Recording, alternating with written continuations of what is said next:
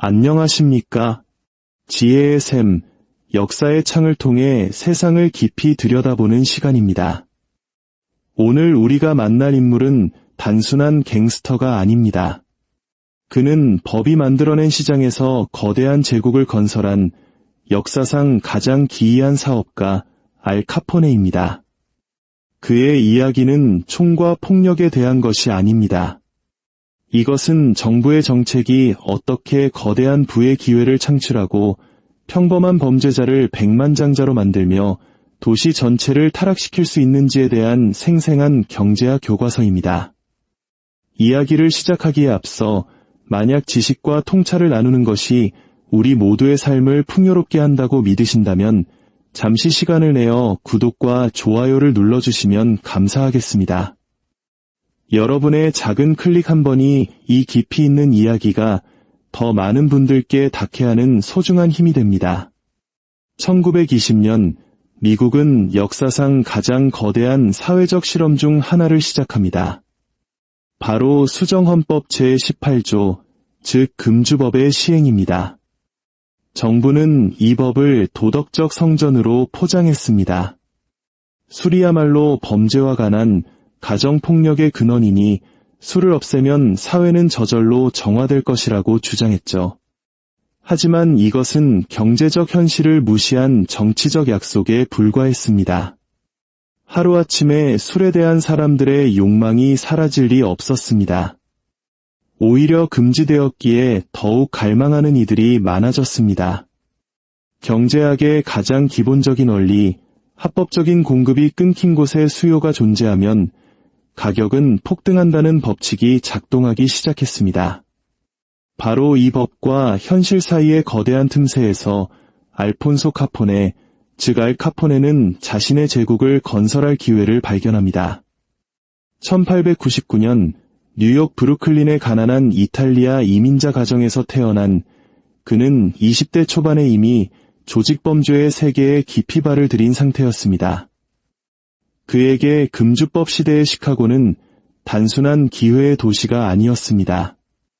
그곳은 지하 세계에 불어닥친 경제혁명의 진원지였습니다. 술은 더 이상 기호식품이 아니었습니다. 그것은 새로운 석유였습니다.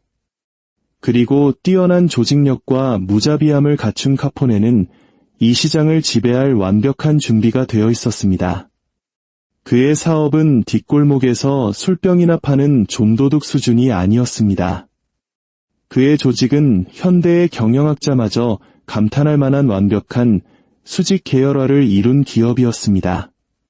카포네는 맥주 양조장과 증류주 공장을 직접 통제했고 캐나다 등지로부터의 밀수 경로를 확보했으며 시카고 전역에 촘촘한 유통망을 구축했습니다. 그의 술은 수백 개의 스피크이지로 흘러들어갔습니다. 스피크이지란 탄산음료 가게나 평범한 식당 혹은 비밀스러운 뒷방으로 이장한 불법 주점을 말합니다. 이 주점들은 카포네의 조직에게 보호비를 내고 안정적으로 술을 공급받는 특권을 누렸습니다. 카포네 조직이 벌어들인 연간 수입은 1920년대 화폐 가치로 약 1억 달러에 달하는 것으로 추정됩니다. 이를 현재 가치로 환산하면 무려 15억 달러, 우리 돈으로 약 2조 원에 육박하는 어마어마한 금액입니다. 카포네는 단지 돈을 버는데 그치지 않았습니다. 그는 그 돈을 세탁하는 방법도 알았습니다. 밀주 사업으로 번 돈은 불법이었지만 그는 합법적인 외관의 중요성을 이해하고 있었습니다. 그는 레스토랑, 나이트클럽, 세탁소와 같이 현금 거래가 많은 사업에 투자했습니다. 이는 부의 출처를 숨기는 동시에 그의 범죄 제국에 대중적인 얼굴을 만들어 주었습니다. 뇌물은 경찰과 법 집행기관의 보호를 보장했습니다. 정치인들은 못 본 척 눈을 감았습니다. 금주법으로 인해 도시경제의 절반이 지하로 숨어버린 시카고에서 카포네는 더 이상 무법자가 아니었습니다. 그는 수많은 사람들을 고용하는 고용주였고 가난한 이웃을 돕는 후원자였으며 어떤 이들에게는 지역의 영웅으로까지 칭송받았습니다. 그의 성공 비결은 단순히 폭력에만 있지 않았습니다. 물론 필요할 때는 주저없이 폭력을 사용했지만 핵심은 위험 관리였습니다. 그는 금주법이 자신에게 기회인 동시에 가장 큰 약점이라는 것을 꿰뚫어 보고 있었습니다. 그의 막대한 이익은 술이 불법이기 때문에 존재했습니다. 만약 술이 다시 합법화되는 날이 온다면 그의 사업 모델은 하루아침에 무너질 것이었습니다. 그래서 그는 도박, 매춘 등 다른 불법 사업으로 포트폴리오를 다각화했습니다. 하지만 그 중심에는 항상 술이 있었습니다. 그 어떤 사업도 금주법이 만들어낸 독점적인 경제 구조를 따라올 수는 없었기 때문입니다. 금주법 이전, 술은 이윤이 박한 상품이었습니다. 맥주는 저렴했고 와인과 위스키도 쉽게 구할 수 있었죠. 하지만 불법화된 순간 공급망의 모든 단계에 위험 비용이 추가되었습니다. 경찰에게 주는 뇌물, 운전사에게 지불하는 위험수당, 중간 상인들의 수수료까지. 이 모든 비용이 가격에 전가되면서 술값은 천정부지로 치솟았고 소비자들은 기꺼이 그 돈을 지불했습니다. 술에 대한 수요는 비탄력적이었습니다. 그것은 이미 사람들의 사교 생활과 문화 깊숙이 자리 잡고 있었기 때문입니다. 카포네는 입법자들이 보지 못했던 것을 보았습니다. 금주법은 범죄를 막는 것이 아니라 오히려 범죄를 산업화시키고 있었습니다. 그의 사업 모델은 수직 계열화, 시장 통제, 공급망 보안, 브랜드 평판, 그리고 누구도 따라올 수 없는 유통망까지 현대 기업의 모든 요소를 갖추고 있었습니다. 법이 시장을 인위적으로 통제했기 때문에 그 경제적 효과는 상상을 초월했습니다. 시중에 유통되는 모든 술은 품질이 아니라 위험 때문에 최고급 프리미엄 상품이 되었습니다. 하지만 금주법은 또 다른 것을 만들어냈습니다. 바로 부패의 금융 생태계입니다. 카포네의 돈은 갱단에게만 흘러 들어간 것이 아니었습니다. 경찰, 판사, 시공무원, 심지어 연방요원에게까지 흘러 들어갔습니다. 부패는 부작용이 아니었습니다. 그것은 금주법 시대의 운영체제 그 자체였습니다. 합법적인 시스템이 불법적인 돈에 의존하게 될 때 법 집행은 더 이상 정의의 문제가 아니라 가격의 문제가 되어버립니다. 1920년대 후반에 이르러 시카고의 정치와 조직범죄는 사실상 동전의 양면과 같아졌습니다. 라이벌 갱단이 카포네의 유통망을 넘보면서 영역 다툼이 벌어졌고 이는 1929년 성 밸런타인데이의 학살과 같은 끔찍한 비극으로 이어졌습니다. 폭력은 제국의 눈에 보이는 일부였을 뿐 그 토대는 금융이었습니다. 그리고 그 돈을 장악한 힘이 바로 누구도 카포네를 건드리지 못하게 만든 이유였습니다. 그러나 정책 위에 세워진 권력은 언제나 정책의 변화에 취약합니다. 1930년대 초 대공황의 여파로 여론은 급변하기 시작했습니다. 대공황으로 세수가 절실해진 정부에게 금주법의 도덕적 명분보다는 합법적인 주류 판매를 통해 얻을 수 있는 막대한 세금이 훨씬 더 매력적으로 보였습니다. 또한 무법의 상징이 되어버린 알 카포네는 연방정부에게 국민들의 불만을 잠재울 완벽한 표적이 되었습니다. 정부는 밀주 혐의로는 그를 기소할 수 없었습니다. 그의 제국은 너무나 견고하게 보호받고 있었기 때문입니다. 하지만 그들은 다른 것을 파고들었습니다. 바로 세금이었습니다. 1931년 연방정부는 마침내 알 카포네를 소득세 탈루 혐의로 기소하여 11년의 징역형을 선고했습니다. 그의 몰락은 극적인 총격전이나 라이벌의 배신 때문이 아니었습니다. 아이러니컬하게도 그것은 서류 작업 때문이었습니다. 그리고 1933년 금주법은 마침내 폐지되었습니다. 카포네를 억만장자로 만들어주었던 거대한 시장이 하룻밤 사이에 증발해버린 것입니다. 합법적인 양조장들이 다시 문을 열고 가격은 정상화되었으며 주류 산업은 암시장 독점에서 규제 산업으로 되돌아왔습니다.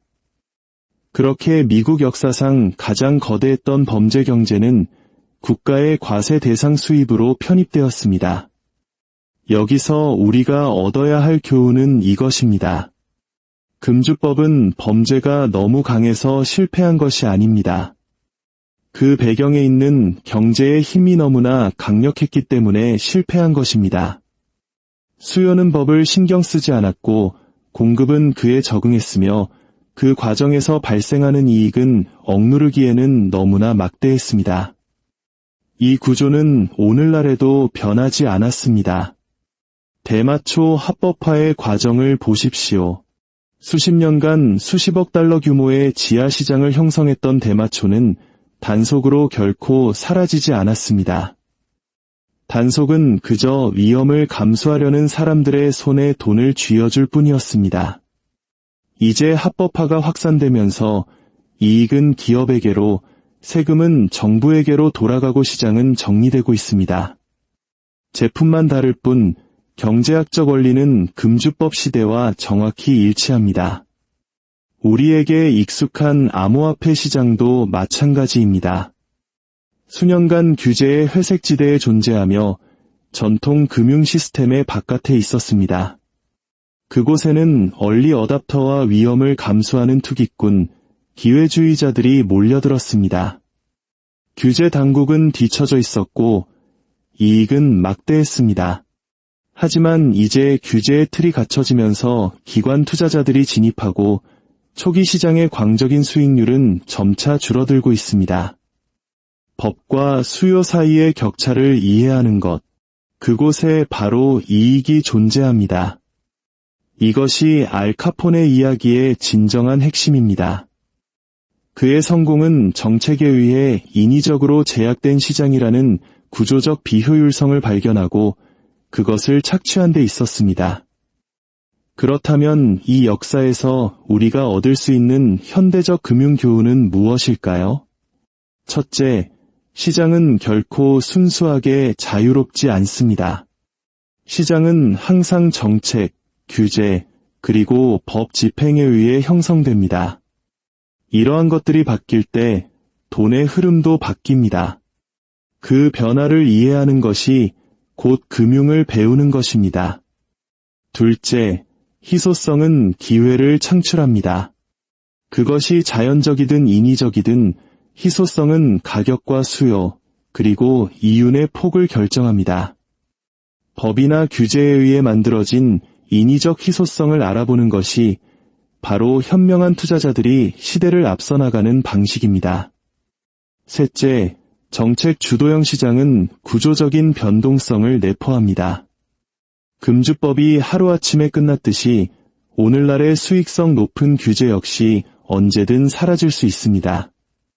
만약 당신의 부가 오로지 법적인 틈새에만 의존하고 있다면 그분은 일시적인 것입니다. 다각화만이 생존의 길입니다. 알 카포네의 제국은 그가 누구보다 자신의 환경을 잘 이해했기 때문에 흥했습니다. 그리고 그 환경이 변했을 때 충분히 빠르게 적응하지 못했기 때문에 몰락했습니다. 이 법칙은 오늘날의 모든 투자자와 기업가, 그리고 정책 입안자에게도 동일하게 적용됩니다. 금주법은 끝났고 카포네는 감옥에 갔습니다. 하지만 정책과 희소성, 그리고 이익의 순환은 결코 멈추지 않았습니다. 그 순환은 합법적인 공급이 수요를 따라가지 못하는 모든 영역에서 지금 이 순간에도 계속되고 있습니다. 역사는 그대로 반복되지는 않습니다. 하지만 그 속에 담긴 법칙을 이해하지 못한다면 역사는 우리를 똑같은 방식으로 무너뜨릴 것입니다. 오늘 이야기가 세상을 보는 새로운 관점을 제시해 드렸기를 바랍니다. 역사는 언제나 해답을 품고 있습니다. 저희는 그 해답을 어디서 찾아야 할지 계속해서 여러분께 보여드리겠습니다. 감사합니다.